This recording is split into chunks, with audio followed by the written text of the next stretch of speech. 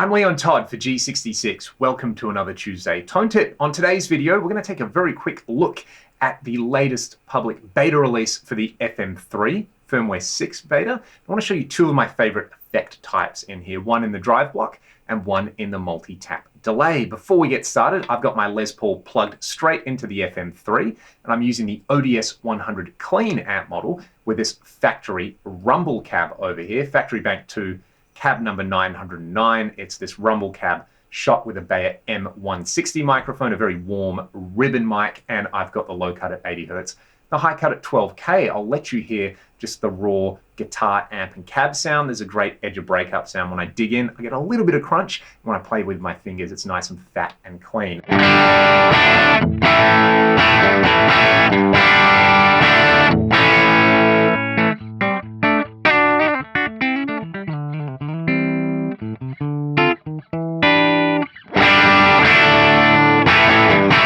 This particular combination is one of my go-tos in here. If I want this lower gain, bluesy kind of tone, sounds great with humbuckers, sounds great with single coils. It's win-win in my opinion. The first thing we're going to add to this is some ambience using the multi-tap delay. There is this new Aurora delay type in here, which uses the new cross feedback feature of the multi-tap delay. And if you don't understand cross feedback or don't want to know about it, doesn't really matter too much. Just go to the effects type over here, select Aurora delay. I like to turn the mix down a little bit, and I like to go to the master section and just turn the feedback down to around 50%. When I kick this in, there's a really lovely ambient delay that almost borders on a reverb.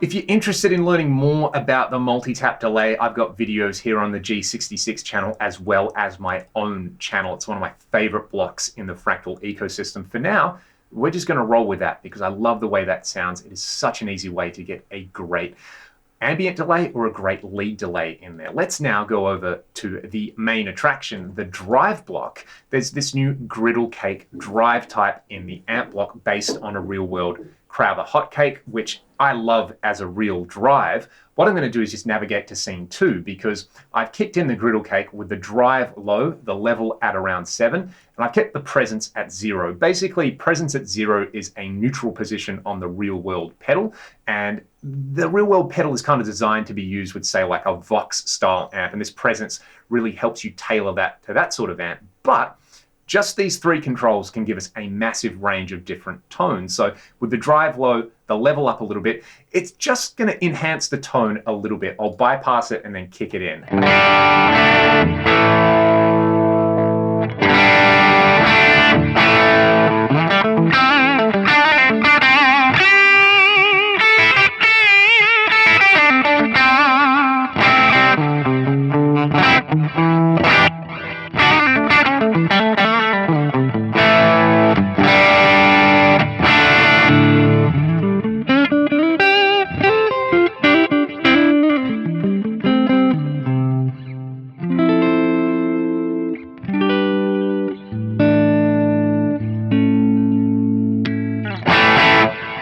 On channel B, I've dialed in the Griddle Cake with the same presence and level control, but I've just cranked the drive up. Once you get the drive beyond about 3 or 4 on this, you really start to get a nice smooth distortion out of it. I've called this scene fattened because now we're really starting to get some clipping from the pedal and we're pushing the front end of the amp together. It is so lovely.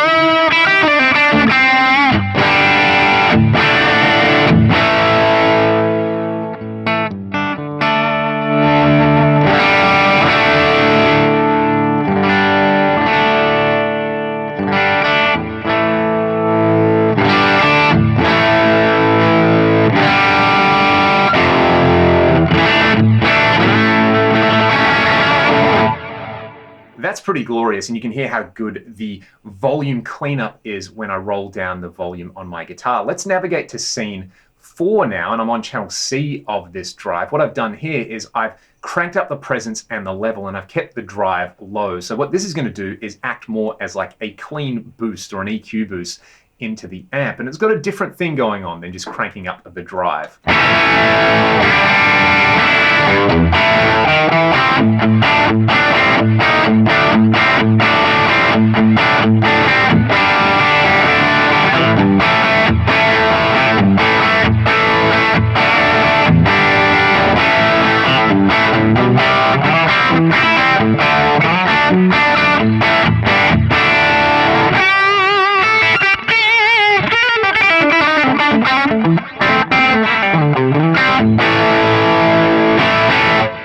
We will revisit that setting in just a second with a crunchy amp. I love that as a front end boost. Let's go to channel D, which I've got on scene 5 here. Now we're absolutely cranking up the drive. We're backing off the level, and I'm going to play around with the presence control here. This is going to take us kind of to fuzz territory on here, and it's great if you like that smooth, 500-pound violin thing that Eric Johnson does.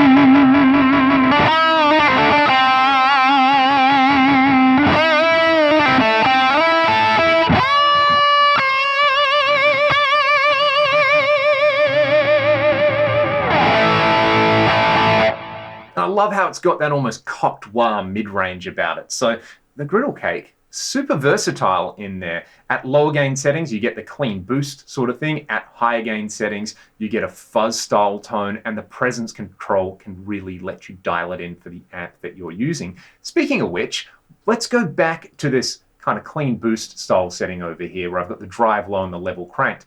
I'm going to swap the amp over to one of the new Marshall style amps, the Brit Studio 20, and I'll hit it with the front end of this Griddle Cake. So here's the new Brit Studio 20 model. I've dialed it in like I would dial in any kind of vaguely plexi style amp. I backed off some bass, punched up the mids, and I've got the treble and normal gain around 4, but treble gain higher than normal gain. I've also swapped over to my go-to Greenback IR.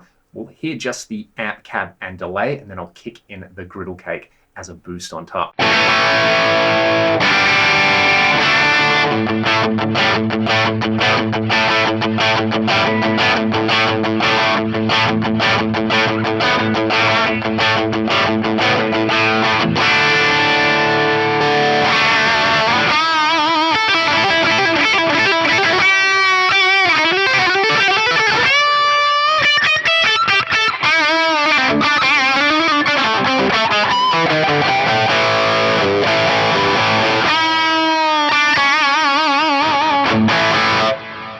Hopefully this video has demonstrated why I like that Griddle Cake drive so much. It is super versatile. It plays nice with just about any guitar and amp combo that you throw at it, and I would highly recommend you try it out in your own presets. The other advantage is that it uses possibly the least CPU of any drive type in there, and it works together stacked as well.